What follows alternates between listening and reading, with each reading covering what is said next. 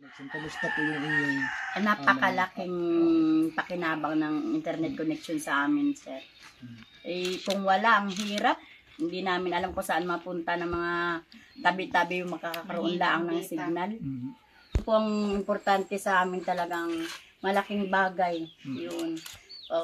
Lalo na may mga laptop sila sa ngayon, sir, napakahirap pag wala talaga, kaya kailangan namin. Dati po, hindi maganda yung communication namin nung wala pa kami wifi. Nung nagkameron na po, parang mas lalong gumanda. Madali kami makapag-transact sa ibang lugar, sa ibang bansa, yung makipag-usap. Kasi dati, pag bumibili lang kami ng mga mahirap, ang tagal ng usap namin, hindi pa kami pumupunta sa ibang lugar pa. Malaking bagay yung internet, na nagkaroon kami ng internet. Kasi nga, sa lahat ng transaction is online na. So, ang guest kasi, once na dumating, ang tanong agad is internet. So, meron na kaming pinasado namin internet. Salamat kasi, isa kami sa nagkaroon ng internet dun sa project ng mga bata. So, malaking tulong talaga yung internet para sa business. Kasi usually, yun naman talaga yung hinahanap ng guest sa internet. Kasi karamihan ng guest namin is work from home. Kaya, malaking tulong din. Mahirap po gumamit ng internet talaga po dito sa isla kasi po, unang-una po sa lahat, kailangan po namin ng malakas na signal. Minsan po, mahina po yung signal. Tapos po ay mas nagagastusan po kami at kailangan po namin ng load. Ayun po, mahirap po makakonect dito sa isla nung wala pa po yung OCP. So, dito sa barangay mo po, sa isla po naman po. Pahirapan po kami makasagap ng signal dahil po, minsan po sa assignment po namin na ano po namin sa internet na minsan po na hindi po kami makapagsagot pag ganun po kasi po sa sobrang pong hina ng signal. Tsaka po nagagastusan din po kami kasi nagpapaload po. Pero po yung load na nagagamit namin nasisira din po kasi hindi po namin nagagamit kasi po sobrang sa hina po ng signal.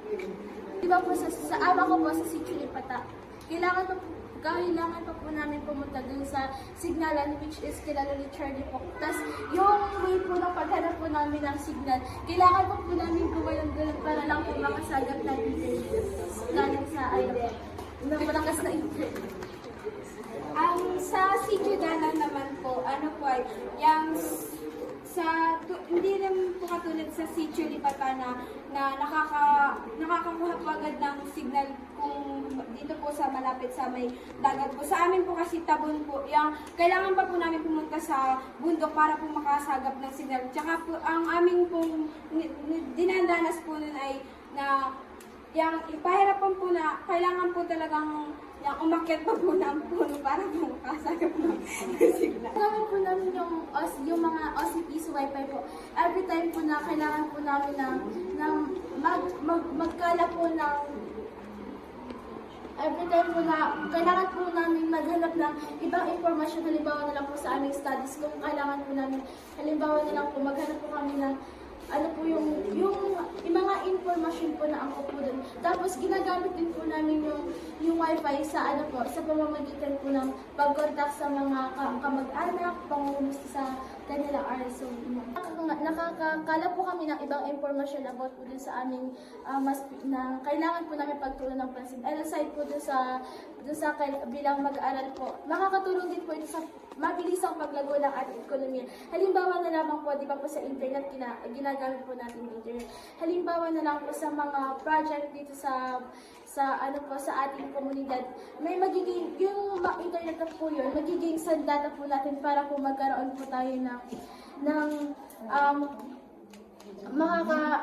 yung pagkakaroon po ng internet ay makakatulong po para, halimbawa na lang po, magkaroon po ng project. So, mas makakahanap po ng magandang idea about po dito. So, masasabi ko lamang po dun ay, thank you po sa kanila kasi mas malaki po yung tulong na naibigay po sa bawat isa po sa amin, especially po sa amin, mga estudyante din po, kung kapag po kinakailangan namin.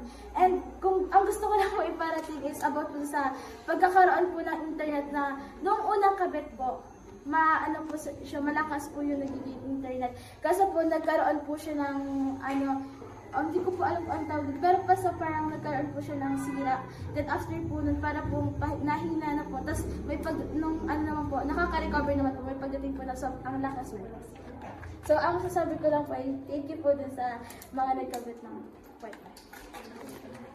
Thank you, RSU, for the project connect.